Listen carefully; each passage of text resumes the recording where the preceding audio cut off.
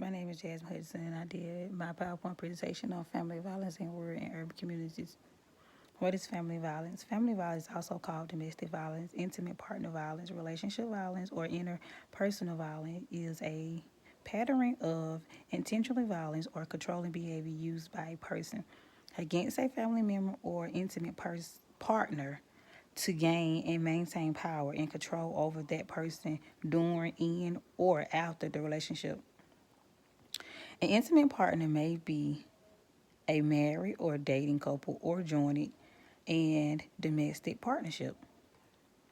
In rural areas, family violence is common but not spoken of. It's hidden. Everyone is connected in some type of capacity, such as coworker, friend, church members, and relative. It sometimes helps to be hidden away. Also, members of the community help hide it. Usually, the victim be blamed or feel the burden. There are not many resources for help. In rural community, you really don't have help when it comes to family violence because people stick to, oh, I don't want to help. It's not my business, or I'm not helping, or it's like the person, like the victim, it's like more as don't ask, don't tell, don't get in my business. This is my business, and they feel like nobody should know. Or sometimes they just be very afraid to tell someone. Versus in urban area, family violence is plenty of resources, but no one be willing to seek help. Only if it's court ordered. They just really don't feel the need to reach out unless they have to by being court ordered. It is so common it becomes reality. It is not a shocker. You see it on the news and on social media. You have more than enough places to hide from your attacker. The city or town is so big, cases be backed up. It's like they have their own court system. It's called family services because they have so many cases. Because in urban areas, you have so many family members, relationships that's dealing with family violence, and they need help, but they don't know how to get help. So in urban areas, they have so many cases that people dealing with family violence. Abuses that take place in rural areas versus urban areas is neglect, child abuse, domestic violence, assault, homicide, bullying, harassment, and stalking. And you would just never, you would never think that this type of stuff happens, but it do. Like in some families, they experience neglect, child abuse. Like they experience so much in family violence, and people don't even really realize because some people be hidden and closed shut tight, and they don't want people to know their business. Rural victims of family violence needs social services. They need employment, they need counseling, they need awareness campaign promoting prevention and intervention programs.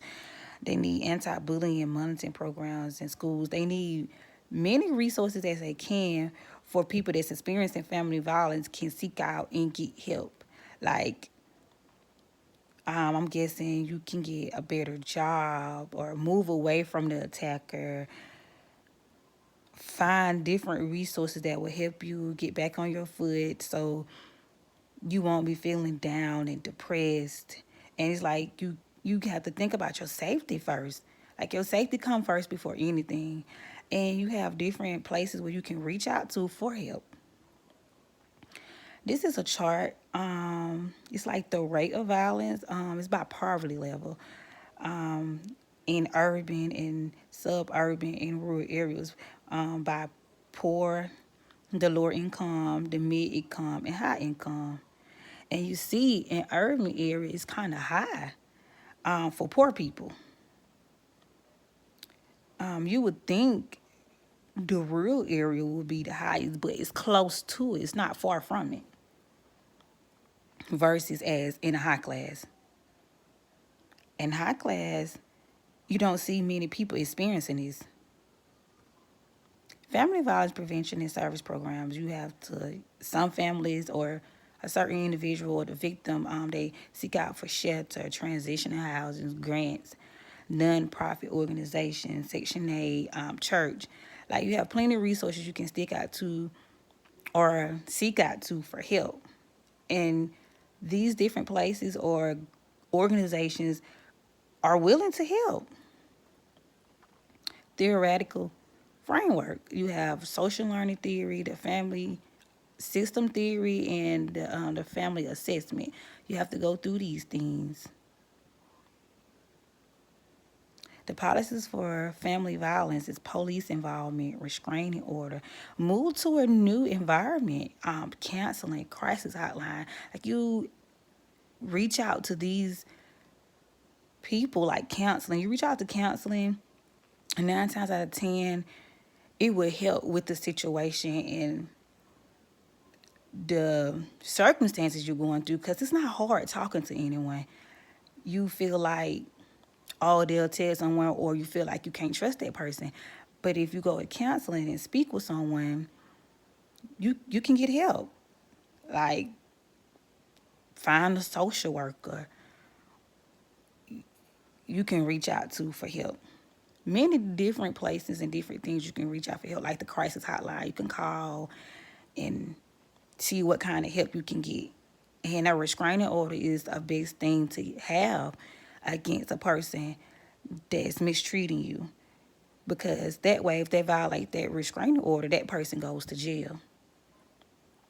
And moving to a new environment would be a great thing as well, because if that person don't know where you at, that person can't harm you. And these are my resources, and this is my PowerPoint presentation.